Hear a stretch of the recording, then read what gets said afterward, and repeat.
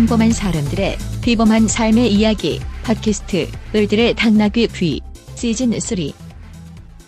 네, 그러면 대중문화와 젠더, 저희가 원더우먼 얘기 나누고 있는데요. 제2편 원더우먼의 이야기로 쑥 들어가 보도록 하겠습니다. 이제 드디어 영화 이야기. 네. 드디어 한번 해볼까요? 파이널리. 아니, 네.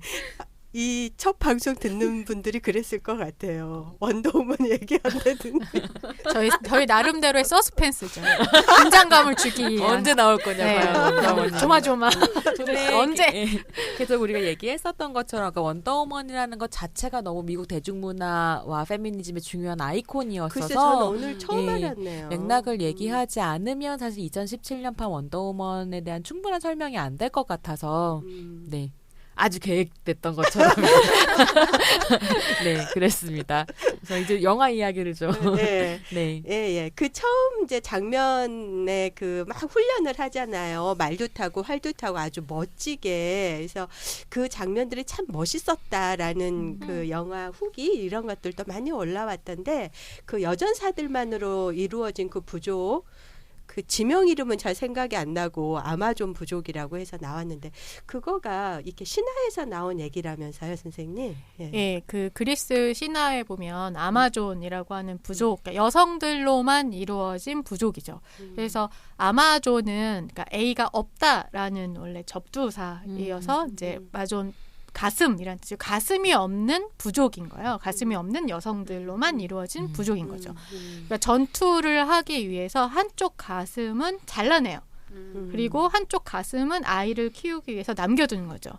일가족 양립이 얼마나 몸으로 체현됐는가, 얼마나 힘든가. 네, 아마조네스라는 여전사만이 가능한 일가족 양립인 거예요. 슈퍼우먼 컴플렉스. 그렇죠. 가슴을 잘라내야지만 가능한 거예요. 이 싱글맘. 어려움을 채워난 어떤 신화라고 볼 수가 있겠는데 그래서 이들은 여성들로만 이루어져 있고 그리고 남성들과 똑같이 전투를 하면서 다른 부족들과 전투를 하면서 사실은 그 평화로운 세계를 지켜내기 위해서 구성됐다라고 하는 굉장히 전투력이 세기로 유명한 부족이었죠. 근데 이 신화를 이제 원더우먼에 가지고 와서 여성들로만 이루어진 세계라고 한 여전사들의 세계라고 하는 것을 만들었고 저도 정말 그 원더우먼의 첫 해변 전투 씬은 굉장히 뛰어난 최근 본 여러 액션 영화들에서 정말 굉장히 정말 그 쾌감을 느꼈던 사실 저 그 장면 보면서 남자애들이 이런 영화를 보면서 이런 걸 느꼈구나. 사실 저는 굉장히 어떻게 보면 과소평가했거든요. 그러니까 뭐 그렇게 스크린에 그 단순한 그런 영웅 한 명 나오는 게 이렇게 말하면 좀 그렇지만 어떤 면에서는 그게 그렇게 중요할까? 너무 단순하게 보는 거 아닐까? 사실 그렇게 생각을 했었는데 실제로 영화를 보러 가서는 남자애들은 이런 걸 매일매일 보면서 컸겠구나. 이런 인물들한테 동일시를 하면서 내 몸을 저렇게 움직일 수 있는 가능성. 그러니까 얼마 전에 이효리 씨가 나와서 뭐 가능한 것만 꿈꿀 수 있는 건 아니잖아요. 이런 이야기를 했잖아요. 막 사람들이 팡팡 울고 막 그랬죠. 진짜 막 그렇지 막 이러면서. 근데 저는 그걸 보면서 나는 왜 늘 나의 힘을 이렇게 과소평가하면서 내 몸이 성적인 어떤 이미지가 아닌 외 혹은 어떤 모성의 이미지가 아닌 다른 어떤 것으로 쓰일 수 있는 다른 어떤 가능성이라고 하는 것을 대중문화 안에서 물론 스포츠 영화들이 있긴 하지만 그것도 워낙 적다 보니까 그런 가능성이라고 하는 것 그리고 선택된 자로서 나의 능력을 굉장히 정말 슈퍼하게 펼칠 수 있는 그런 인물들에게 늘 동일시하면서 컸겠구나. 그래서 남자애들이 저렇게 늘 자기를 특별한 사람이라고 생각하는구나. 근거 없이 자신감을 가지는. 근거 없는 컨피던스는 도대체 자신감 어디서 나오나 이렇게 생각했었는데 사실 그런 어떤 쾌감을 느꼈던 것 같아요. 그러니까 그 몸의 움직임. 그러니까 사실 생각해보면 얼마 전에 이제 뭐 캠페인이랑 광고가 섞여가지고 나오는 이런저런 상품들에서 예컨대 뭐 여자처럼 싸워라 혹은 여자처럼 뛰어라 이런 걸 가지고 실험을 하잖아요. 그래서 이제 10대 소년과 소녀들을 데려다 놓고 여자처럼 싸워봐라 이러면 10대 여성도 그렇고 10대 남성도 그렇고 막 엥 이런 식으로 되게 소극적으로 몸을 움직이게 하거나 아니면 여자처럼 뛰어봐라 그래도 뭔가 이렇게 손을 딱 몸에 붙이고 앙앙앙 거리면서 뛰는 이런 흉내를 내게 하는 실제로 그럼 네가 뛰는 방식으로 뛰어봐라 했을 때 10대 소녀들이 뛰는 방식이라는 건 매우 이제 적극적으로 뛰는 걸로 바뀌는 자신의 힘을 최대한 발휘해서 네. 그러니까 이런 것들은 문화적인 재현이 어떻게 여성들한테 자기 몸을 이렇게밖에 못 쓸 거다라고 훈육시키는 거랑 좀 연결되어 있는 것 같거든요. 저도 보면서 해방감 같은 거 느꼈던 것 같아요. 이렇게 막 이렇게 방패 같은 거를 차고 올라서 쫙 올라가가지고 로빈 라이트가 하늘로 날아서 화살 쏘는 장면이 있거든요. 네, 이모가 이모가 아니면 막 말에서 여성의 몸이 저렇게 유연함이 저런 식으로 표출되는구나. 웨이브가 아니라 네, 유연의 웨이브 S자 웨이브가 아니라 이 적을 물리치기 위해서 유연하게 쓸 수 있구나.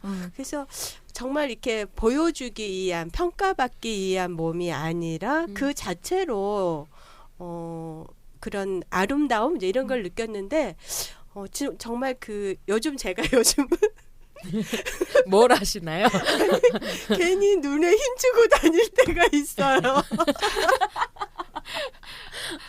아까 정말 이거 너무 개인적인 얘기이긴 한데 지하철 타거나 이럴 때 그전엔 제가 별로 사람들하고 눈을 특히 남자들의 눈하고는 눈을 잘 안 맞추려고 했던 것 같아요. 그냥 그게 그냥 불편한 거죠. 이렇게 남자들의 익명적인 공간에서 뭐 토론회 이런 거 아니고 익명적 공간에서 남자 눈을 똑바로 내가 쳐다본다는 게 굉장히 불편했는데 지금은 그냥 이렇게 잘 쳐다보거든요.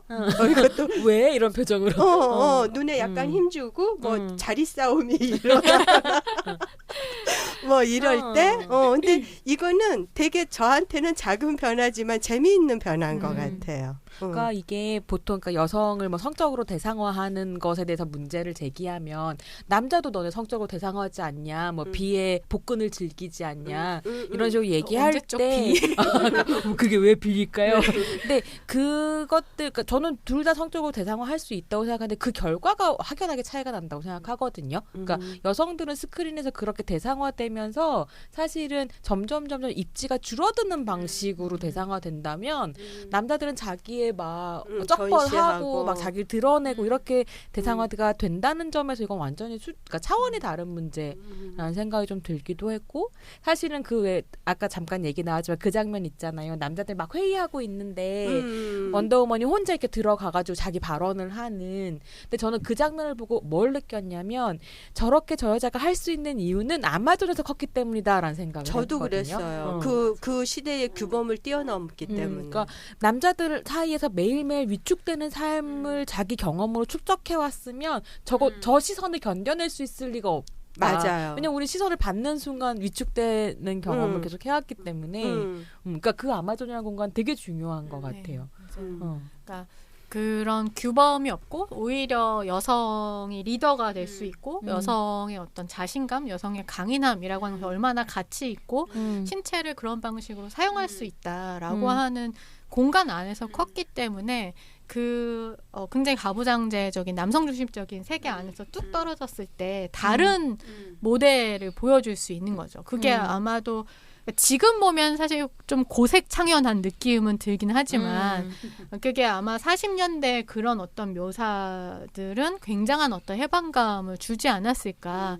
실현 불가능한데 이게 원더우먼이기 때문에 가능한. 그리고 그것이 어떻게 보면 판타지의 매력이고 그리고 판타지의 파워인 것 같아요. 그러니까 우리가 왜 판타지를 보냐라고 했을 때 판타지는 어떤 사람들은 공상, 팬시라고 이야기를 하고 그러는데 사실 저는 판타지라고 하는 건 결국 버추얼이라고 생각하거든요. 사실인가요? 가상적인 공간이지만 실제적 힘을 가지고 있는. 그러니까 버추얼이라고 하는 거는 가상적이기도 하지만 굉장히 잠재적인 이런 뜻도 있거든요. 그래서 그런 어떤 힘을 가지고 있는 거죠. 그래서 그런 판타지를 봤을 때 현실에선 불가능하지만 어떻게 보면 멀지 않은 우리의 어떤 미래, 일 가능성, 저렇게 될 수 있다라고 하는 어떤 잠재성, 현실화되지 않은 잠재성이 될 수 있는 부분에서 판타지가 현실하고 물론 서로 반영적인 그런 부분은 아니지만 직접적으로 막 판타지에서 막 그런 여성이 나오면 현실에서도 나오는 건 아니죠. 당연히 뭐 원더우먼이 현실에 있는 건 아니니까. 근데 그럼에도 불구하고 그럴 수 있는 가능성이라고 하는 걸 나도 모르게 몸으로 어떤 습득하게 되는 그리고 나도 몸을 저렇게 움직여 보고 싶다라고 하는 어떤 그런 가능성 이런 것들을 좀 주는 것이 판타지의 힘이 아닐까. 그리고 그게 아마도 슈퍼 영웅들의 힘이 아닐까 그런 생각을 좀 하게 되는 것 같아요. 근데 참 몸에 대한 생각을 어떻게 생각하세요? 몸에 대해서? 아니 그러니까 저는 별로 이렇게 몸에 대한 자각을 뭐라 그래야 되지?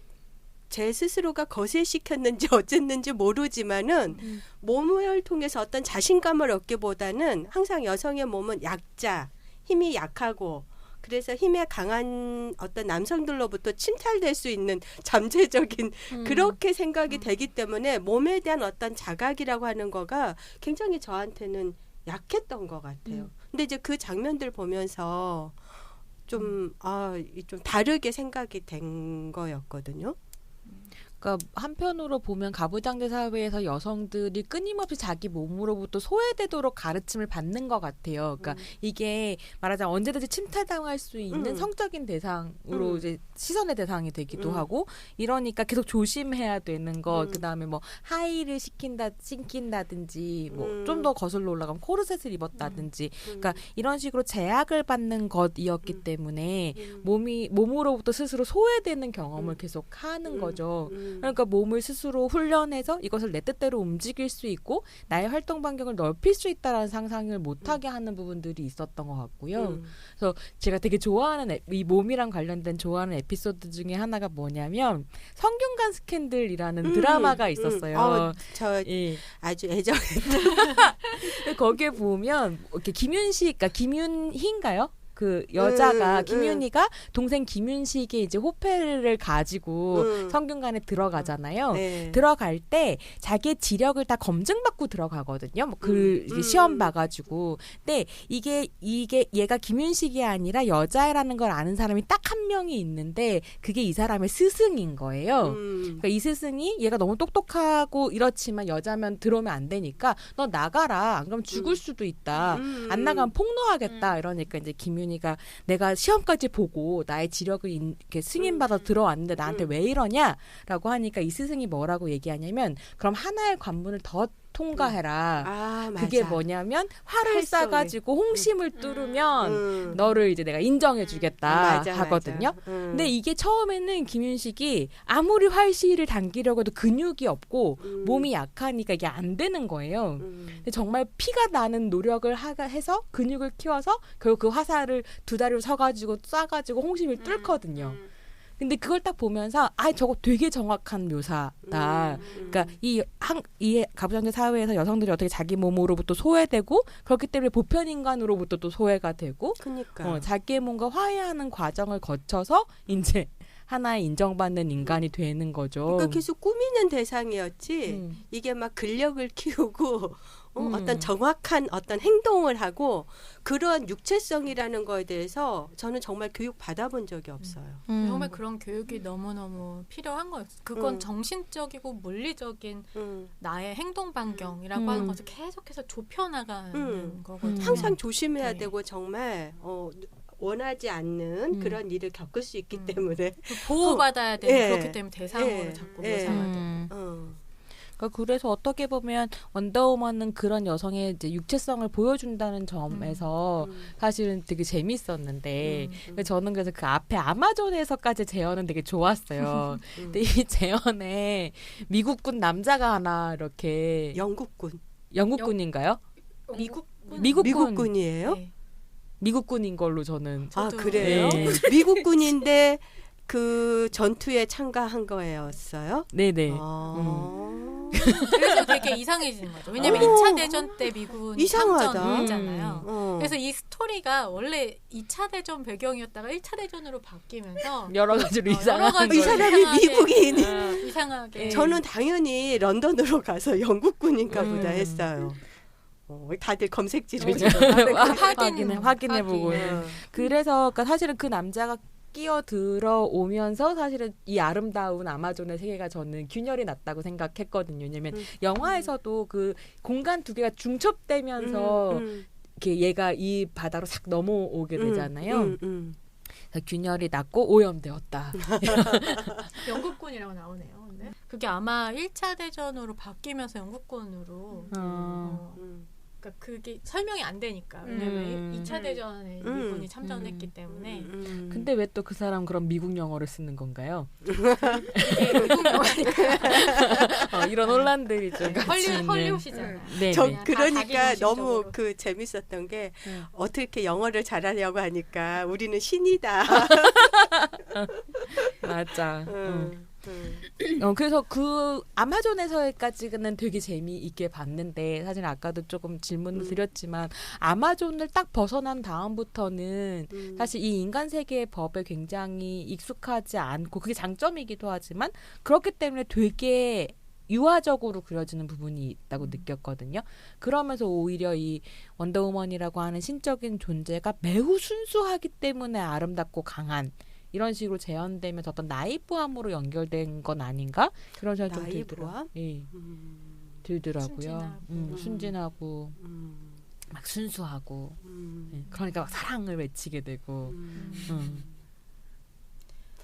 어떻게 생각하세요? 그 재현된 원더우먼에 대해서 아까 이제 원작 얘기에서 정말 이렇게 미국의 페미니즘의 영향을 받고 태어난 여성 영웅이 원더우먼인 거잖아요. 근데 그 영화 속의 원더우먼에서 그런 거를 느끼셨는지 어쨌는지 그런 것도 전 되게 궁금하네요. 과연 원더우먼은 페미니스트 영웅인가? 영웅인가? 아우 선생님 짱.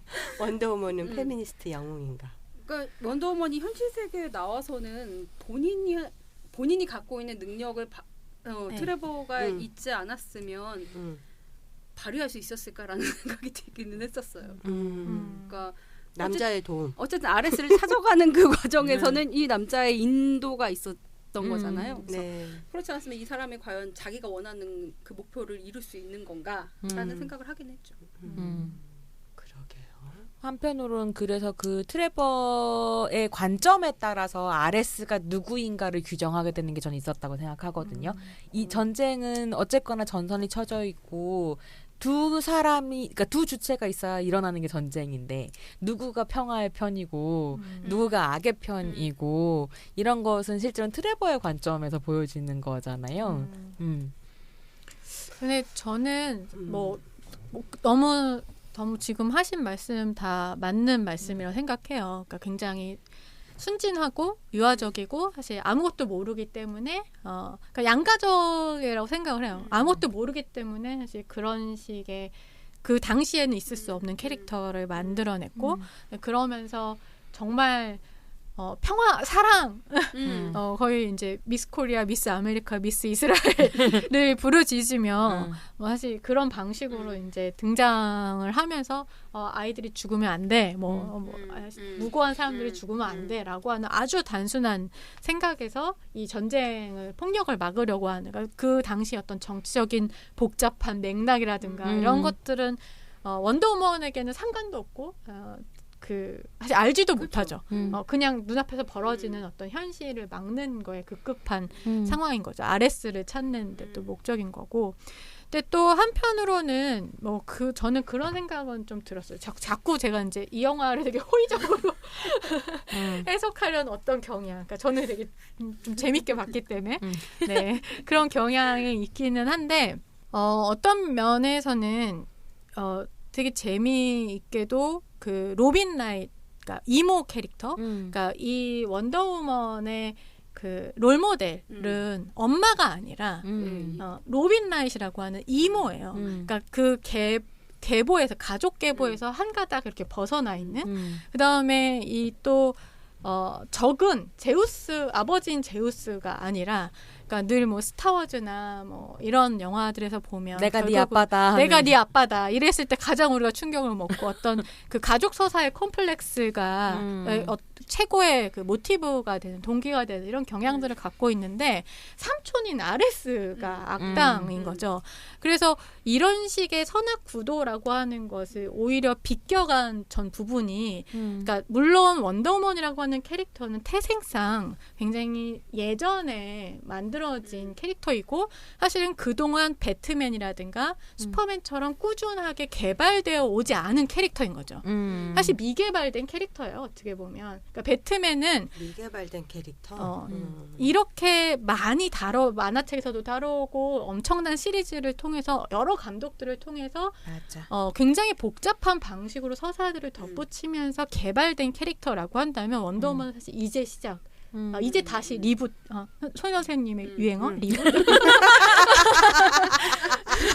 네, 리붓된 캐릭터라고, 그러니까 되게 초창기로 그래서 저는 패티 젠킨스의 그 묘사가 어떻게 보면 전략이 정확했다라는 평가가 좀 있는 거죠. 그러니까 이제 다시 개발을 시작해야 되는 그 신체성과 이 사람의 어떤 계보와 가족 어떤 배경과 왜냐하면 뭐 반 인간이기 때문에 사실은 뭐 태생적인 어떤 그 모티브라고 하는 게 태생의 모티브라고 하는 게 또 영향을 미칠 수밖에 없기 때문에 이제 여기서부터 시작해서 다음에 많이 나올 시리즈의 가능성을 열어주는 그런 어떤 첫 에피소드로 저는 생각을 했었던 것 같아요. 그러니까 굉장히 미래를 좀 내다본 전략이 아닌가? 저는 이제 어떤 생각이 또 있었냐면은 그 부족은 여성의 세계고 현실의 세계는 남성의 세계잖아요. 맞아요. 신화는 여성이었고 현실은 남성이었던 거예요. 그래서 이 여성이 현실 세계에서 역할을 하려면 이 남성들 세계에서의 이루어지는 것들을 가이드해줄 누군가가 있어야 되는 거예요. 그게 트레버인 거예요. 근데 이제 저는 거기서 못마땅한 거죠.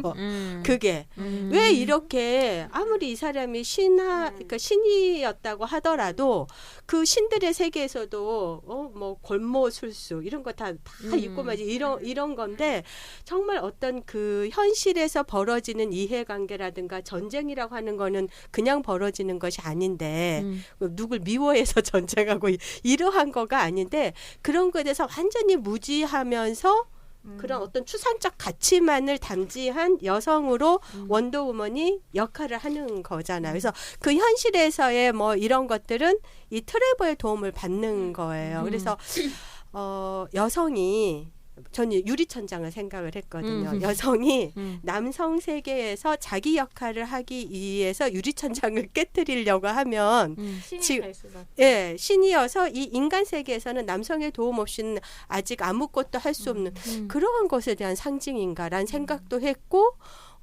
한편으로는 지금 우리가 그 성평등이나 페미니즘이라는 것은 굉장히 그 현실에서 치열한 전투를 벌이고 있는 것들 그걸로부터 너무 뛰어넘어서 신화적 가치만을 얘기하고 있는 그런 데서 오는 약간 그 답답함 이런 거가 저는 같이 느껴지면서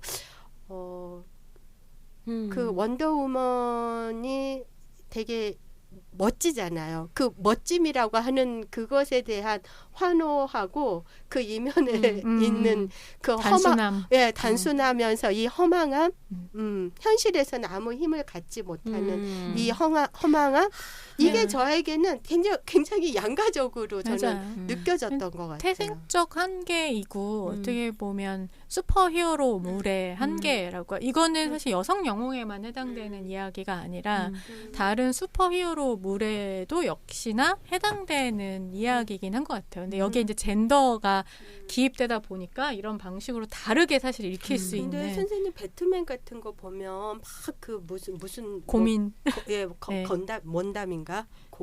고담시티에서 굉장히 현실적인 고민을 막 하잖아요. 그렇죠. 그러니까 저는 그게 앞으로 그렇게 방향을 가려면 여기서 이렇게 잡을 수밖에 없다는 거죠. 근데 차이는 배트맨 같은 경우에는 어쨌거나 인간이에요. 고담시티의 거대 자본가의 아들이거든요. 그렇지. 그러니까 그 사람 같은 경우에는 그리고 특히나 다크나이트 시리즈가 리부트된 건데 이전에 배트맨 시리즈가 다크나이트로 이제 바뀐 그렇죠. 건데 그 다크나이트로 올 때에는 말하자면 미국의 건강한 보수의 어떤 관념 같은 걸 대변하는 자본가로서 등장하거든요. 그래서 이제 예컨대 내가 뭐 배트맨으로서 이 세계를 구하는 것이 맞느냐 아니면 상징적으로 어떤 정치인을 하나 세워가지고 제도를 바꾸는 것이 맞느냐 뭐 이런 식의 이제 갈등 같은 것들이 드러나기도 하고 윤리적인 자본가란 어떻게 행동해야 되느냐 뭐 이런 이제 관점들을 던지는 부분이 있는데 아까 조영 선생님 얘기하신 것처럼 실제로 배트맨은 그렇게 쌓여온 세계관 안에서 등장한 애라는 거예요. 근데 사실 원더우먼은 그게 없는 부분이 있고 게다가 예. 저는 마지막에도 그 여성 그 원더우먼이 신의 세계로 안 들어갔고 뭔가 좀 더 멋진 모습이었으면 좋겠는데 예. 그냥 이 현실에서 인간은 이렇게 싸울 수밖에 없다. 그냥 혼자 너무 뭐라 그래야 되죠? 그냥 혼자 개인으로 남아 있는 그게 전 너무 못마땅한 거예요. 약간 아쉬운 게, 그러니까 사실은 그 영화 이제 시작할 때 원더우먼이 누군가한테 사진을 한 장 받잖아요. 그러니까. 그래서 이제 편지랑 함께 오는데 그게 배트맨이거든요. 그 편지 보낸 애가 배트맨이에요. 제가 이제 자본력이 있으니까 원더우먼이 원한 그 옛날 사진과 자료 같은 것들을 구해가지고 어렵게 보내준 거고 이제 아마 다음 편에가 아까 저스티스 리그라고 하는 슈퍼맨, 배트맨, 원더우먼이 다 만나는 이제 이 세계가 펼쳐지기 시작할 텐데 그거를 시작한 작품이 이제 이 원더우먼인 거죠. 근데 저도 되게 아쉬웠던 게 뭐냐면 그러니까 남자 영웅들은 자기 남성 동료들이 옆에 드글드글해요. 왜 혼자 있냐고. 근데 원더우먼은 자기 혼자 그 아마존에서 뚝 하고 나와가지고 호를 단신 뛰어난 여성으로 있는 거죠. 그래서 영화를 보고 나와서 친구랑 같이 봤는데 야 나 떠라고 신이어야지 이러면서 계속 막 원더우먼 이러고 다 뛰어다니고 이랬는데 그런 느낌을 준다는 거예요. 원래는 사이드킥이 있거든요. 원더우먼에게도 할로데이라고 하는 세 명의 집단, 네, 그 사실 그 사이드킥의 세 명이 같이 다니는 그런 형식은 북유럽 신화에서 바랄라라고 하는 죽음의 세계로 인도하는 발킬리라고 하는 굉장히 유명한 여신이 있는데 약간 하급 여신이에요. 근데 이 발킬리가 되게 집단으로 다니는 그러니까 개인 그런 영웅이 아니라 발킬리라고 하는 사실은 집단 여신 그룹이에요. 하급 여신이라서 혼자 다닐 수가 없는. 근데 여전사예요. 굉장히 유명한 여전사 캐릭터예요. 그래서 그런 어떤 전통에서 사실 저는 좀 온 것 같은데 뭐 정확하게는 사실 알 수 없지만 그런 어떤 발킬리의 북유럽의 유명한 여전사 캐릭터의 그 집단성을 가져온 그 할로데이라고 하는 그러니까 사이드킥, 그러니까 조력자 캐릭터들이 등장을 해요. 근데 이제 그런 것들이 점차적으로 조금 더 개발돼야 더 된다. 개발되어야 되고 사실 없더라도 개발되어야 될 필요가 있는 거죠. 지금은 온전히 트레버와 어떻게 보면 원더우먼을 소개하는데 되게 급급한 저도 방식이었다라고 생각을 하고 그거를 다 여기서 소화하기에는 어려운 부분이 있는데 그게 정말로 그렇게 과연 개발될 것이냐 이거는 굉장히 미지수인 부분이 있는 거고 왜냐하면 그러니까 그 원더우먼을 보면서 같이 떠올렸었던 작품이 저는 사실 엠마 왓슨의 미녀와 야수였었거든요. 되게 기대하고 있었고 어쨌거나 페미니스트 선언을 하고 엠마 왓슨이 라라랜드냐 미녀와 야수냐 고민하다가 미녀와 야수를 고른 데에는 분명한 이유가 있었을 거라고 생각하고 그러니까 10대 여성들에게 보여지는 디즈니 페미니즘에 뭔가를 구현하고 싶었겠죠. 근데 실제로 딱 공개된 걸 봤더니 뭐 크게 달라진 거 없고 벨한테 뭐 책 읽는 소녀이기 때문에 여자이기 때문에 의미가 있었던 벨의 과학자 정체성을 더 준 것 정도. 그리고 나서는 여전히 벨 주변에 다른 여자들은 다 막 가스동한테 어떻게든 잘 보이고 싶어갖고 막 남자만 보면 침 흘리고 이런 캐릭터로 여전히 남아있고 벨 혼자 너무 똑똑하고 고고한 페미니스트인 거예요. 근데 이게 동료가 없는 동료가 없고 그다음에 홀로 빛나는데 페미니즘이 이건 되게 중요하기도 하지만 한편으로는 어쩌면 액세서리처럼 붙어있는 것 같은 느낌이 드는 그래서 이게 어쩌면 셀럽 페미니즘의 한계가 아닐까 싶었거든요. 그러니까 그렇게까지 그 아레스와의 전투를 한 이 여성의 현재적 모습이 그냥 그 무슨 그 책상 앞에 혼자 앉아 있다라고 하는 거가 저에게는 너무 받아들이기 힘든 그런 거여서 되게 막 그 씁쓸한 느낌이 저한테는 있었던 것 같아요. 어떠셨어요? 대해서 별로 생각을 근데 아마 그건 신분을 숨기는 네. 어떤 가장의 신분이었을 텐데 사실 혼자 남아 있는 저는 장면이 훨씬 더 좋았던 것이 뭐냐면 더 이상 트레버가 등장하지 않겠구나. 그러니까 저는 되게 이상한 데서 의미를 찾았던 것 같아요. 아니 이거 되게 의미 있는데요. 왜냐하면 왜냐하면 트레버가 되게 로얄한 첫 사랑이자 첫 사랑이 아니죠. 이미 원더우먼은 이미 아마존에서 사랑을 했을 텐데 여자랑 아마도 남자로는 첫사랑이겠죠. 근데 그 헤테로의 굉장히 로얄한 어떤 그 첫사랑이 사실 계속 뭐 나중에 50년대 보면 막 결혼 막 하고 막 이런 식의 이미지로까지 어떤 코믹스에서는 어떤 계보에서는 그렇게 가고 하는데 그 트레버가 전 죽었다는 게 되게 좀 재밌는 부분 중에 하나였어요. 얘기해 볼까요? 그러면 트레버의 죽음에 대해서. 안 그래도 그러니까 그런 생각했는데 트레버가 전혀 죽을 필요가 없는 얘기잖아요. 그 비행기 타고 딴 데 가면 되는데 죽어버려서 처음에는 뭐야 저 또 허세 끝에 죽어? 막 이런 생각 그랬는데 영웅이 되고 싶었나 진짜? 막 이런. 그 다음에는 또 트레버가 터지니까 원더우먼이 코하고 각성을 하길래 원더우먼 각성 때문에 사랑을 이용하나까지밖에 생각 못했었거든요. 근데 그러니까 저는 어떤 면에서는 고스트버스터스가 미러링을 했던 것처럼 그 남자 캐릭터를 가지고 그 비서 캐릭터 있잖아요. 를 가지고 미러링을 했던 것처럼 일종의 어떤 미러링이었어? 저는 안 약한 봐서 미러링이지. 모르는데. 그게 고스트버스터 80년대판 남자판에서 여자 캐릭터가 하나 나오는데요. 그 이제 유령 잡는 회사잖아요. 그 유령 잡는 회사에 전화를 받고 데스크를 봐주는 비서 캐릭터인 거예요. 근데 그냥 뭐 예쁘기만 하고 정신없고 근데 그거를 여정판으로 그대로 가지고 와서 마블 시리즈의 토르라는 신이 하나 나오는데 토르를 연기했던 굉장히 뭐랄까 신 같은 남자를 그 비서로 데리고 와가지고 골비고 뇌가 전혀 없는 그 맨날 전화 받고 막 예쁜 척하고 이런 남자. 근데 뭔가 능력 하나도 없고 심지어는 나중에 귀신이 그 남자 안에 들어가가지고 막 도시를 부수는 민폐가 되고 막 이제 오케이. 이게 미러링이었는데요. 그래서 그러니까 기존에 아까 제가 왜 매트릭스의 트리니티가 어떤 그런 식의 희생을 당하는 것처럼 엑스맨의 굉장히 중요한 여성 영웅 중에 진 그레이라고 하는 캐릭터가 있어요. 근데 진 그레이가 모든 엑스맨들 중에서 가장 능력이 뛰어나요. 근데 이 가장 능력이 뛰어난 여성 캐릭터가 나중에 자기를 죽여달라 그래요.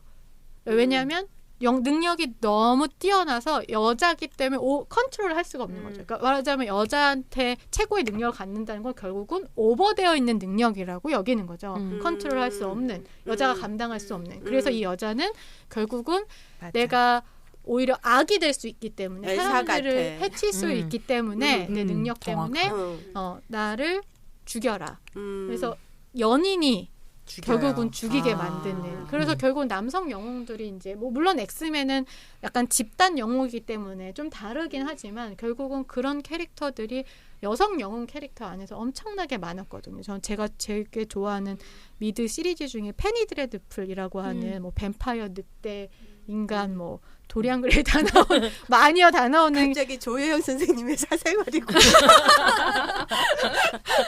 그 많은 걸 언제 섭렵하시지? 네, 이란. 네, 어쨌든 원고 마감 기다리면 갑자기 모든 분들이 생각나네요. 네, 근데 그 드라마에서도 그 에바 그린이 연기하는 캐릭터가 약간 마녀 캐릭터 비슷한 건데 가장 능력이 뛰어나요. 근데 이 캐릭터도 결국은 마지막에 연인인 늑대 인간한테 자기를 죽여달라고 해요. 왜냐하면 내가 이 세상을 너무 능력이 뛰어나서 망칠 수 있기 때문에. 그러니까 이런 식의 이 슈퍼 영웅들, 그러니까 여성 영웅들이 인간이든 신이든 뭐 어떤 방식으로든 남성 영웅을 돋보이게 하기 위해서 결국은 홀로 남아야 고독한 어떤 비극적인 영웅이 사실은 훨씬 더 가슴 저리게 만드는 부분이 있잖아요. 그렇게 만들기 위해서 죽어왔던 그 역사를 혹시 미러링했나? 너무 그랬을 것 같아요. 그런 어떤 생각이 갑자기 그거 들었던 아니면 죽을 거예요. 이유가 없는 캐릭터였고 근데 그러면서 얘기를 들으면서 들었던 생각 중에 하나는 원더우먼이 저는 좋았었던 이유가 그러니까 자기의 능력을 수치스럽게 생각하지 않는다는 점이었던 것 같거든요. 그러니까 영화 속에 되게 많은 여성 영웅들이 엘사처럼 아까 얘기하신 것처럼 자기의 능력을 수치로 그러니까 그래서 부끄러워서 숨겨야 되는 것, 그렇죠. 세상을 망칠지도 모르는 것으로 여기도록 계속 짜여졌고 그려져 왔는데 원더우먼은 사실 전혀 그런 것이 없다는 너무 순진한, 거고. 너무 나이브하죠. 아마존. 아마존이고. 아마존이 키운. 왜냐하면 아마존에서는 그게 최대 정말 장점 그런 네, 거가 네, 있었기 네. 때문에. 저 그렇게 생각하면 저는 그런 의미에서 또 재미있는 캐릭터 하나는 제시카 존스였던 것 같아요. 이게 미국 드라마에 나오는 캐릭터인데요. 힘센 여자 도봉순처럼 엄청난 괴력을 가지고 있는 게 이 여자의 이제 그러니까 슈퍼파워인 거고. 근데 여러 가지 이유 때문에 어떤 고통스러운 트라우마를 가지고 있지만 분명한 거 한 가지는 자기의 괴력을 부끄러워하지는 않는다는 것인 것 같거든요. 좀 그런 자기의 슈퍼파워를 부끄러워하지 않는 여성 캐릭터들이 더 많아졌으면 좋겠다. 이런 생각이 들기는 하네요. 여성의 뛰어난 능력이란 건 결국은 위험하고 그 여성들은 늘 그것을 감당할 능력이 없다. 이게 영화 안에서도 큰 예산의 블록버스터 영화들은 결국 여성이 리더에 올라서 감당하기 어렵다. 뭐 예를 들어서 외교부 장관? 약간 여자들이 그런 것까지 여성부 장관 자기 앞길도 뭐 건사하지 못하는 주제에 그쵸. 뭐 그런 어떤 식의 담론과 좀 연결되어 있기 때문에 예, 또 되게 원더우먼은 그런 면에서 트레버의 죽음이라고 하는 것이 또 그 로맨스를 죽여버렸을 때 그 다음에 어떻게 될 것이냐 그게 약간 좀 궁금해지는 저한테는 지점이었던 제가 것 같아요. 생각했던 걸로 연장선상으로 얘기하면 드디어 이제 독자적인 세계를 구축할 수 있는 인간 세계에 와서 적응이 다 끝난 원더우먼이 그래서 그쵸. 이제 독자적으로 뭔가 자신의 이 능력을 펼쳐나갈 수 있는 사실 그런 거 그러니까 아닐까? 그러면서 지금 든 생각이 저번 때 이제 조혜영 프로그래머 나와서 디즈니 페미니즘 얘기할 때 왜 남자들은 시간을 걸어가지고 그 시간을 살아서 모험을 하고 하는데 여자는 공간에만 갇혀 있다. 그래서 결과적으로는 그 모험을 완수한 남성들의 트로피가 된다라고 했을 때 원더우먼 오프닝 시퀀스가 혼자 앉아 있는 그 공간이 사실 박물관이잖아요. 그래서 어떻게 보면 그 역사를 살아왔기 때문에 자기가 가지고 있는 지식을 활용하는 무슨 일을 하고 있는 것 같거든요. 박물관 큐레이터라든지. 그럼 사실 그 역사를 살아낸 여성인 거잖아요. 시간을 살아낸 여성. 그 좀 그럼 이제 그 안에서 과연 이 나이브했던 애기 같았던 원더우먼이 인간 사회를 어떻게 학습해서 그 다음 시리즈에 나올 건가. 그럼 아까 말씀하신 미개발된 캐릭터라고 하셨는데 정말 그런 측면에서는 원더우먼 2, 3, 4 이렇게 나와야 되네요. 맞아요. 나오고 이게 어떻게 나올지 우리가 주의 깊게 사실은 주시하고 우리도 전화해야 네, 되나? 맞아요. 근데 그러니까 이 얘기 안 하고 넘어갈 수 없을 것 같아서 여쭤보는데 어쨌거나 이제 계속 나오면 이제 갤가도시랑 계속 나올 거잖아요. 근데 이 갤가도시라는 인물이 문제적이라고 이야기됐고 사실 그래서 우리가 막 되게 적극적으로 이 작품을 옹호하지 못했던 부분도 있었던 것 같거든요. 그 얘기를 좀 논란이 됐죠. 사실 이 갤가돗이라고 하는 이제 배우가 이스라엘 배우이고 그다음에 이제 유태계 배우인데 그 팔레스타인에 이제 이스라엘이 공격을 폭탄을 떨어뜨려서 공격을 해서 굉장히 많은 시민들이 죽었을 때 갤가돗이 그것을 이제 이스라엘이 자기의 어떤 방어 하기 위한 뭐 하나의 이제 합법한 정당화할 수 있는 그런 어떤 행위였다라고 옹호를 했었던 거죠. 굉장히 사실은 시오니스트적인 발언으로 그리고 근데 물론 이제 갤가돗이 그걸 본인이 이야기한 게 아니라 이제 리트윗한 것이긴 하고 그리고 잠시 후에 진짜 얼마 안 돼서 사실 삭제를 하기는 했어요. 바로 거의. 그러니까 왜냐하면 바로 비난들이 당연하게 쏟아졌기 때문에. 근데 이제 저는 이거는 뭐 변명의 여지 없이 갤가돗은 분명히 비판을 받아야 될 부분이고 이제는 사실 이스라엘 배우가 아니라 글로벌한 배우가 됐기 때문에 글로벌한 배우로서 가져야 될 어떤 정치적 책임, 뭐 윤리적 책임 저는 분명히 있다고 생각하거든요. 그렇기 때문에 할리우드 배우에게는 더 많은 전 책임을 물어야 될 필요가 있다고 생각을 해요. 그 사람들은 단순히 미국 문화만 대표하는 것들이 아니기 때문에. 근데 이제 그럼에도 불구하고 사실 그러니까 갤가돗을 이제 비판하는 것과 별개로 원더우먼을 비판하기 위해서 이 갤가돗의 시오니즘 시오니스트적인 어떤 태도를 가지고 와서 이 영화 전체를 완전히 무너뜨리려고 하는 그러니까 정말로 시오니즘의 이런 이스라엘의 폭력적이고 굉장히 정말 비윤리적이고 이런 어떤 행위들을 정말로 비판하고 하려고 하는 것이 목적이냐 아니면 원더우먼이라고 하는 캐릭터 여성 영웅이라고 하는 것 자체 그리고 여성 감독이 이 DC 시리즈를 연출한다라고 하는 것에 대한 어떤 반감 그러니까 고스트버스터스에 했을 때 만들어졌을 때 맞아요. 나왔던 비난들처럼 자기네 린다 카터의 이미지를 바꾸지 말아줘 막 이런 것과 같은 그런 어떤 그러니까 여기 원더우먼의 페미니즘을 붙지 말아줘 막 이런 거잖아요. 아니 원더우먼 페미니즘에서 태생했는데 뭐 그런 식의 목적을 위해서 이것을 이용하는 이야. 사실 저는 이거는 좀 약간 구분을 해야 될 필요가 있지 않은가. 동의합니다. 이런 생각이 좀 드는 거죠. 근데 많은 사실은 비판들이 그러니까 어떤 부분에서는 헐리우드에 지금 마블 시리즈나 DC 시리즈에 나온 몇몇 배우들도 제가 알기로는 굉장히 극우적인 어떤 발언들을 했던 남성 배우들의 경우 남성 배우들의 경우 있었던 그런 사실 논란이 없었거든요. 근데 이게 왜 여자일 때 이렇게 훨씬 당연한 비판이긴 하지만 과연 이 의도가 도대체 뭐냐라는 이중잣대가 있다는 말씀이시잖아요. 맞아요. 네, 이중잣대죠. 사실은 그거에 대한 좀 페미니스트 역시 당연히 비판해야 되지만 좀 그것은 담론의 어떤 분석 차원에서 구분을 해야 될 필요가 있다 이런 생각이 좀 드는 것 같아요. 네, 지금 저희가 원더우먼은 페미니스트 영웅인가 해가지고 이제 그걸 연기한 현실적인 인물까지 갔었는데 저희가 시간이 벌써 또 많이 지났네요. 그래서 더 이 원더우먼 속으로 쑥 들어가서 더 얘기할 거 있으면 좀 얘기하고 또 현실 속에서 페미니스트 영웅이라고 요즘 얘기될 만한 영화들이 또 현실에서 또 많이 나왔잖아요. 그런 얘기들도 좀 잠깐 또 소개도 해보고 얘기도 나누고 그래봤으면 좋겠네요. 예. 근데 저는 그러니까 계속 고민이 되는 이런 저런 부분들이 있는데요. 예컨대 뭐 또 여성 영웅이 나왔던 다른 영화가 뭐가 있었냐라고 하면 그러니까 제가 원더우먼 얘기할 때 말씀드렸던 거랑 연결되는 부분이 있는 영화인데 히든 피겨스를 얼마 전에 본 거예요. 저도 봤어요. 예, 막 펑펑 울면서 막 물개 박수를 치면서 막 너무 아름다운 영화야 이러면서 봤지만 늘 언제나 가게 되는 질문이라고 하는 건 또 이렇게 엄청난 천재들, 그러니까 비상한 사람들, 원더우먼 같은 사람들, 그런 영웅들에 대한 이야기만 계속 나오는 것 같다라는 생각. 그래서 뭐 이것이 정말로 페미니스트 영웅이라고 얘기할 수 있는 걸까? 저도 동의되는 것 같아요. 어떻게 생각하면 도리어 상대적 박탈감?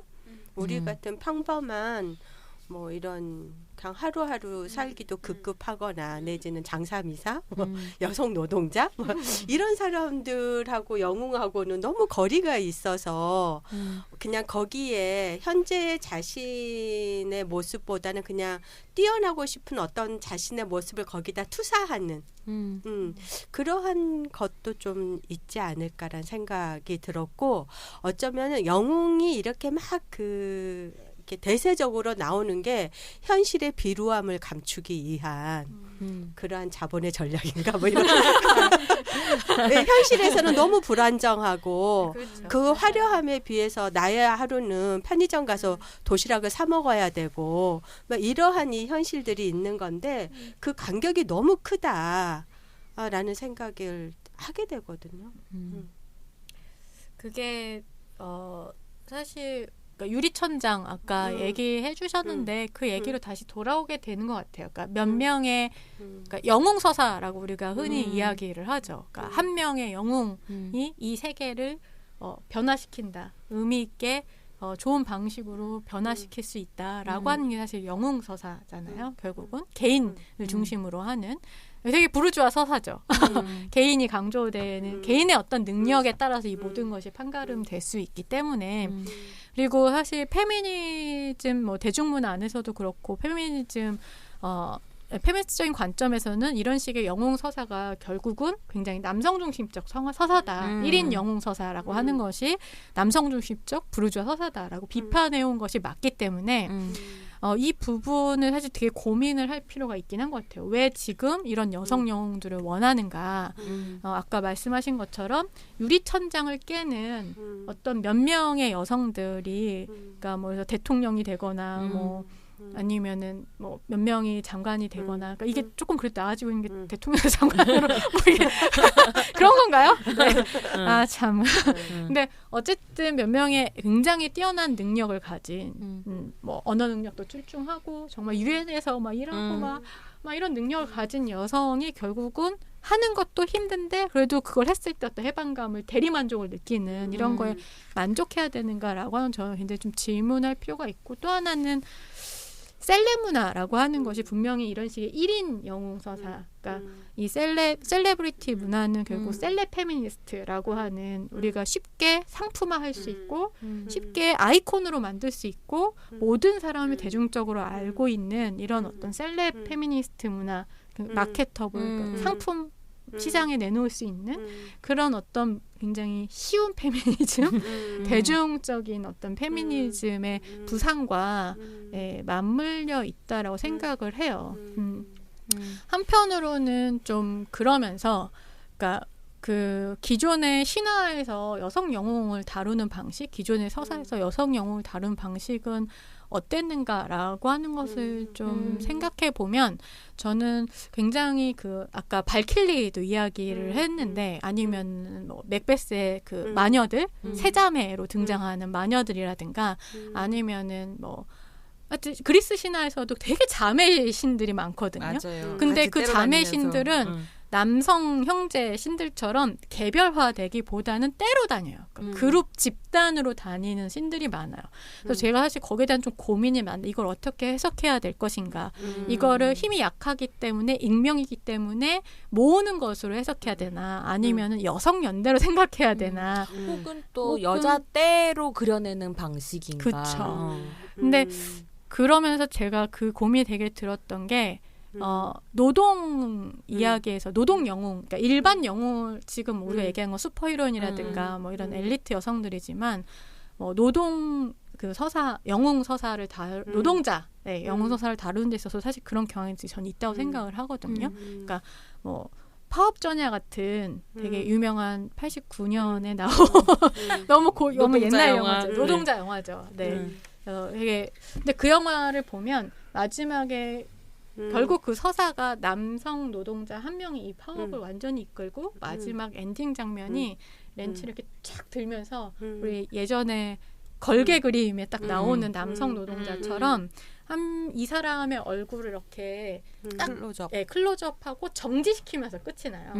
근데 카트 같은 여성 노동자 파업은 염정아라는 굉장히 스타 캐릭터가 스타 배우가 있음에도 불구하고 이 염정아를 메인으로 잡는 게 아니라 마지막에 카트를 우르르 같이 몰고 나오면서 연대하고 집단적이고 거기서 굉장히 자매를 강조하는 방식으로 사실 나오는 거죠. 그래서 이거를 과연 젠더 차이로 볼 수 있을 것이냐. 그러니까 저는 위로공단과 그 같은 사안을 다룬 우리는 정의파다도 굉장히 비슷한 경향을 보거든요. 그러니까 여기서는 똑같이 여성 노동자를 다루는데 위로공단은 개별의 어떤 스토리들을 개별적으로 달아주면서 이 여성 노동자들을 영웅 서사로 다 만들어줘요. 근데 그거 남자 감독이 만든 다큐멘터리거든요. 그렇죠. 네. 근데 우리는 정의파다는 전혀 그런 접근이 아니거든요. 여자 감독이 만들었고 끊임없이 네트워크를 만드는 그러니까 원을 만드는 방식으로 다큐를 우리는 함께했다 계속.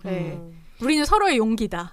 그리고 정말로 흥미로운 차이라고 저도 생각을 했었거든요. 특히나 이제 위로공단 같은 경우는 그러니까 여성들을 한 명 한 명의 단절적인 영웅으로 만드는 것과 동시에 굉장히 고정된 어떤 이미지들, 그러니까 꽃을 클로즈업해서 탁 잡고 있다든지 이런 식의 스틸 이미지들로 저는 약간 박제한다는 느낌이 있었는데 우리는 정의파다는 계속 이제 카메라가 움직이면서 이렇게 관계들을 만들어내는 좀 차이가 있는 것 같기도 하다는 생각은 들어요.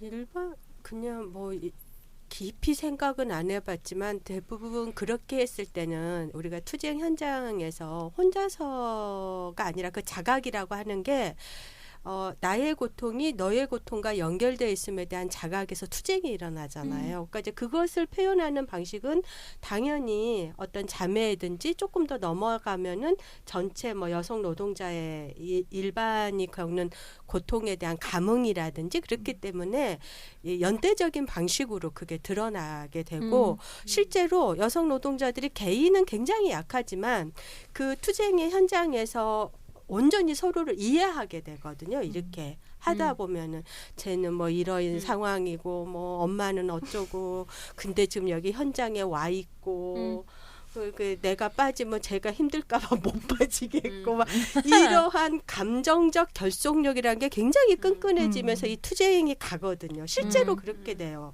이렇게 여성들의 투쟁의 현장이라고 하는 제가 경험한 투쟁의 현장에서는 감정적 결속력도 강하고 그래서 이제 그러한 자각이라고 하는 것도 어떤 공적자에 대한 자각이 이게 집단성에 대한 자각하고 같이 가면서 이루어지는 거여서 표현의 방식이 그렇게 드러난다. 그래서 어떤 한 개인의 영웅을 영웅 서사적인 방식으로 안 가는 게 히든 피겨스나 사실 서프라제도 좀 그렇잖아요. 여러 여러 명이 같이 나오는 방식. 근데 어떻게 지금 이게 얘기하다 보니까 떠오른 건데 혼자서는 이겨낼 수 없어요. 그 아까 그 말씀하셨죠. 그 회의장에 들어선 원더우면 그 질서에 있었던 사람은 그 시선 견뎌낼 수 없다고 했잖아요. 혼자서는 지금의 이 남성 중심적 사고에서 혼자서 그걸 균열을 내려면 정말 신이어야 돼. 아마존에서 살다가 와야지 이게 가능하지 현실에서는 그러니까 이게 너무 왜냐면 우리는 보편적 언어를 갖지 못했잖아요. 그러니까 이게 나의 특수한 언어인 줄 알았는데 얘기해보니까 이게 나의 특수한 언어가 아니었어? 너였어. 이거가 우리의 힘이기 때문에 개인으로 그렇게 드러나기는 어렵다라는 생각이 들고요.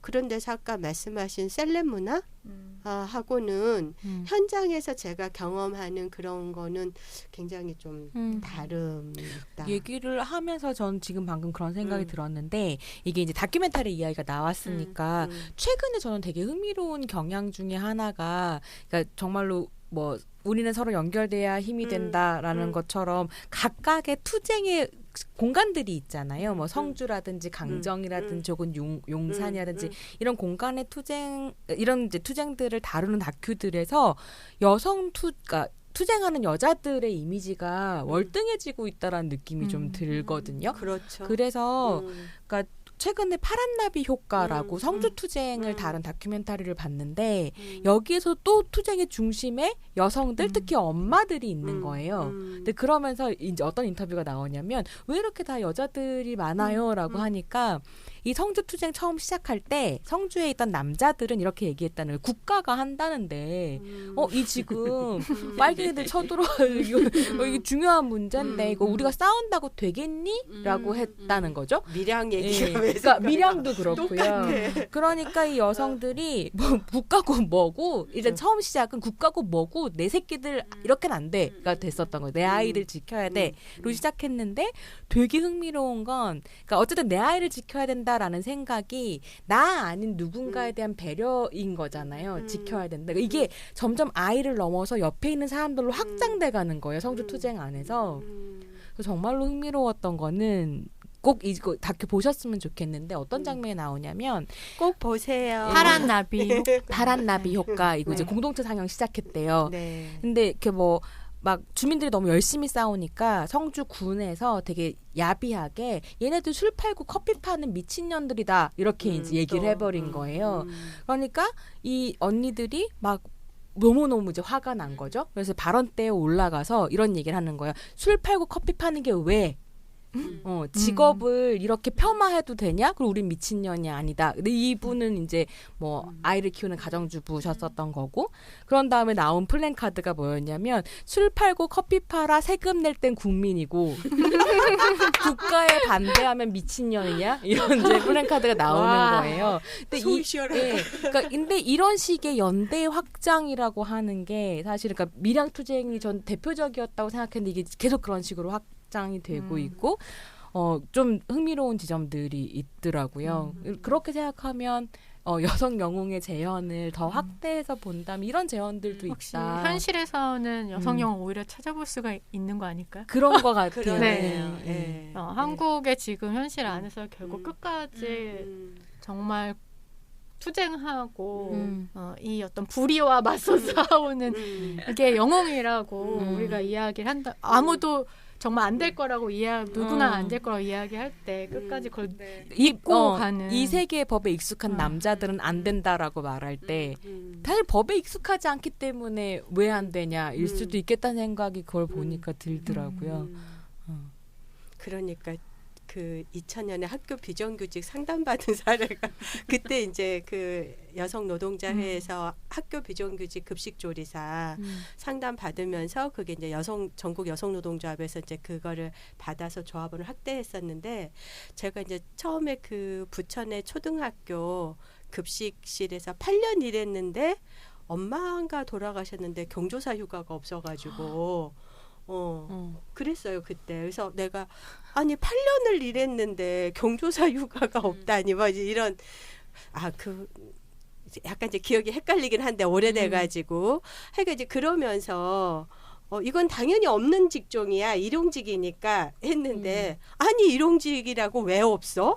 이게 상용직이지? 하고 질문하면서 이제 그 여성 노동자랑 여성 노동조합의 학교 비정규직을 조직하기 시작을 했거든요. 지금 말씀하시니까 우리로서는 너무 당연한 건데 현재 법의 질서에서는 뭐 이렇게 근로기준법에 제대로 적용 안 하고 그러니까 그러한 그 경계에 선 여성들의 투쟁들 이 생각이 나고 근데 그렇습니다. 또 저는 어떤 면에서는 그러니까 또 대중문화라고 하는 거는 사실 또 현실의 반영은 아니기 때문에 현실에서도 유리천장을 먼저 깨는 엘리트 굉장히 필요하죠. 뛰어난 여성들과 정말 무엇이든 할 수 있다라고 하는 것과 같은 판타지를 주는 그런 여성들과 사실 뭐 밑에 어떤 일반 여성들의 위치가 같이 올라가는 거, 평등권이 같이 올라가는 거 사실 저는 둘 다 필요하다고 생각을 하거든요. 그러니까 이게 어떻게 보면 양적으로 적기 때문에 먼저 나오는 것들은 유리천장을 깨는 아주 소수의 여성들이 돋보이고 그것이 마치 다인 것처럼 이제 보이는 것을 경계해야 될 필요도 있지만 두 가지 다 필요하다라는 생각이 들어요. 그러니까 한편으로는 개인 여성 영웅이라고 하는 것은 굉장히 남성주의적일 수 분명히 있다고 생각해요. 굉장히 부르주아적인 어떤 재현이고 하지만 또 한편으로는 그것이 주는 해방감, 쾌감이라고 하는 것도 무시할 수 없고 동희 씨가 사실은 개인이기 때문에 훨씬 더 잘 되는 부분이 분명하게 있기 때문에 그런 어떤 부분에서는 두 가지 재현이 같이 좀 양적으로 많아지면서 두 가지 제안이라는 게 집단적 재현과 그 개인적 그렇기도 하고 굉장히 다채로운 어떤 영웅의 재현인 거죠. 그러니까 그게 현실과 뭐 아니면 제도와 뭐 여러 가지 방식의 사실 영웅들이 너무나 사실 극소수이기 때문에 지금은 그것을 이야기하고 분류하기도 굉장히 애매한 그런 어떤 경향. 아까 우리가 한국 영화 이야기할 때 난감했던 어떤 부분들처럼 사실 한국 신화를 이야기해도 결국은 굉장히 난감하거나 뭐 그런 어떤 부분들처럼 이게 많이 나와야 우선은 양적으로는 많이 나와야 될 필요. 그 안에서 실패하는 어떤 영웅담이든 아니면 성공하는 영웅담이든 아니면 정말 너무 나이브하게 너무 초월적인 어떤 신이든 이런 식으로 좀 다양한 국가들에서 이 여성 영웅담이라고 하는 것이 집단 개인으로든 뭐 다양하게 나올 필요가 있지 않을까 이런 생각은 좀 드는 것 같아요.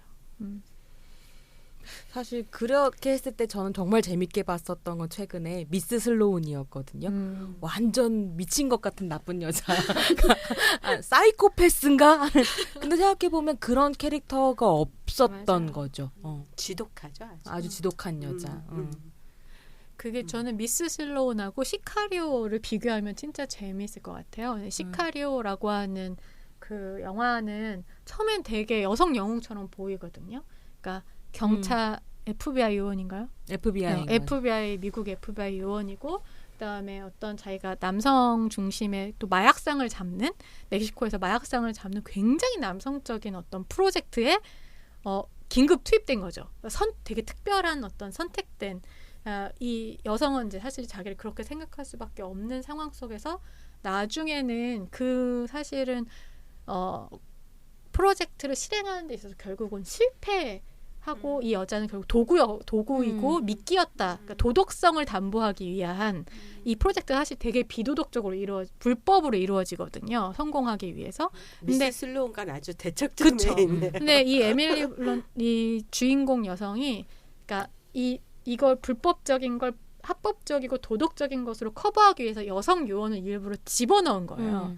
그리고 사실은 그래서 이 전체적으로 이 프로젝트는 성공담이지만 사실 이 여성에게는 완전한 실패담이 되는 엄청난 거죠.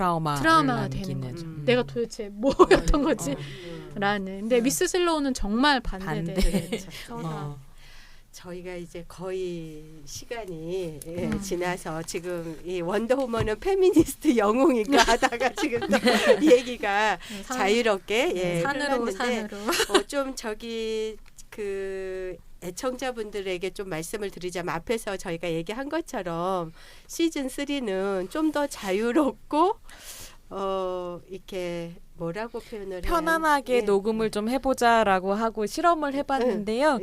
들어보시고 여러 가지 의견 남겨주시면 이대로 갈 것인지 솔직히 말씀드리면 우리가 대본 없이 진행한 거잖아요. 지금 시즌 2로 돌아갈 것인지. 그래서 대본 그 시즌 2는 꼼꼼한 손유정 선생님의 대본에 따라서 저희가 가이드 따라서 진행했는데 지금은 그냥 이렇게 자유롭게 진행한 거여서 여기에 대한 좀 평가도 남겨주시면 좋을 것 같습니다. 그 영웅은 내 안에도 영웅이 있는 거잖아요. 내 안에 영웅을 깨우자 뭐 이런 얘기 저는 하고 싶은데 좀 마무리하고 다음을 또 기약을 해야 될 것 같습니다. 다른 분도 먼저. 뭐. 조혜 선생님 오늘 어떠셨어요? 저는 사실 개인적으로는 원더우먼을 옹호하게 돼서 기뻤는데요. 저한테는 재미있는 순간이었어요. 왜냐하면 이제 기쁨이기까지. 그러니까 그 원더우먼의 단점은 정말 너무 처절하게 알고 있는데 그럼에도 불구하고 제가 최근 극장에서 이렇게 블록버스터 영화를 보면서 이런 식의 어떤 쾌감을 느꼈던 적이 있었는가라고 생각해보면 내가 되게 단순하고 되게 사소하고 굉장히 좀 무시했던 내심 무시했던 저는 약간 되게 형식주의자라서 훨씬 더 어떤 다른 복잡한 대안적인 재현이 필요하다 이런 어떤 주의자라 사실 이런 블록버스터에서 뭐 여성 영웅의 한 명의 재현이 그렇게 커다란 것인가 사실 이런 생각을 좀 갖고 있었는데 그거를 제 편견을 사실 깼어요. 그러니까 그 첫 번 해변 씬의 사실 해방감 그리고 이 여성 영웅이 사용하는 굉장히 다양한 어떤 무기들 그러니까 남성 영웅들이 단 하나의 무기를 주로 사용하고 하나의 무기 개발에 포커스를 두는데 반해서 이 다이아나 같은 경우에는 이름이 다이아나 원더우먼의 이름이 다이아나 원더우먼 이름은 마지막에서야 등장하는 네 원더우먼 다이아나 같은 경우에는 로프라든가 그다음에 뭐 검, 그다음에 방패, 그다음에 팔찌 이 다양한 사실 무기를 가지고 몸을 굉장히 자유자재로 사용하고 그다음에 그 유연함이라고 하는 것이 다른 방식으로 신체적 강인함이라고 하는 것으로 사용될 수 있다는 것에 대한 해방감이라고 하는 것이 저한테는 굉장히 컸던 것 같아요. 그러면서 이런 슈퍼 영웅물의 가치를 좀 저 스스로는 다시 평가할 필요가 있는 거 아닌가. 그래서 좀 적극적으로 옹호하고 싶다. 여러 수많은 굉장히 비판과 논란과 단순함과 그 사실 부족함에도 불구하고 뭐 이런 생각이 좀 네, 개인적으로 있었던 것 같습니다. 오늘 활약 대단하셨어요. 저는 오늘 이야기를 들으면서 그러니까 사실은 재미있게 2시간은 재밌게 보긴 했는데 계속 찝찝하고 뭔가 마음에 차지 않고 아쉽다 이런 생각이 계속 있었거든요. 근데 좋았던 부분과 아쉬웠던 부분 같이 얘기할 수 있어서 좋았고 한편으로는 원더우먼 한 편을 가지고 이렇게 오래 얘기를 하는 조혜영 선생님이 저 밝은 얼굴을 보면서 나도 내가 좋아하는 여자 괴물들 얘기하고 싶다. 귀에 들어야 되겠어. 나도 막 악마의 네, 빙이 네. 되어서 막 쌍욕을 내뱉는 얼굴 썩은 소녀의 이야기를 하고 싶다. 막 이런 생각이 좀 들었는데요. 네, 기회를 알겠어요. 노려보도록 하겠습니다. 저는 원더우먼의 캐릭터가 어떻게 생겼는지부터 얘기를 좀 들을 수 있어서 그러게요. 이해할 네, 수 있는 폭이 좀 공부됐어요. 더 생겼던 것 같고요. 아무래도 그러니까 지금보다는 아마 조영 선생님 발음처럼 계속 시즌이 바뀌면서 조금 더 우리가 만들고 싶은 여성 영웅 같은 모습이 나오지 않을까 하는 뭐 이런 생각도 해보게 됐어요. 네. 예, 오늘 이렇게 해서 저희가 1편 녹음을 마치고요. 궁금하신 거나 또 다들 보시고 소감 같은 거 있고 또 저희 들은 소감도 있잖아요. 네네. 예, 그럼 어떻게 하면 되죠? 한국여성 노동자에 메일로 보내주셔도 되는데요. kwwa@다음점넷으로 보내주셔도 되고 저희 한국여성 노동자의 페이스북에 찾아오시면 저희가 질문하실 수 있는 링크를 걸어놓을 거거든요. 그래서 거기에 답변을 주셔도 또는 다뤘으면 하는 주제나 아니면 질문 아니면 소감 같은 것들 좀 자유롭게 남겨주시면 저희 제작하는 데 많이 반영하도록 하겠습니다. 네. 그 2편 들어보신 분은 페미큐 네. 기억하실 건데 그 페미큐를 저희가 다시 가동할 거니까 소감 질문 주시면 되겠습니다. 오늘 수고 많이 하셨습니다. 네, 감사합니다. 수정합니다. 원더우먼의 숙적인 전쟁의 신화를 쓰는 다이애나의 삼촌이 아니고 제우스의 아들로 다이애나와는 남매지간입니다.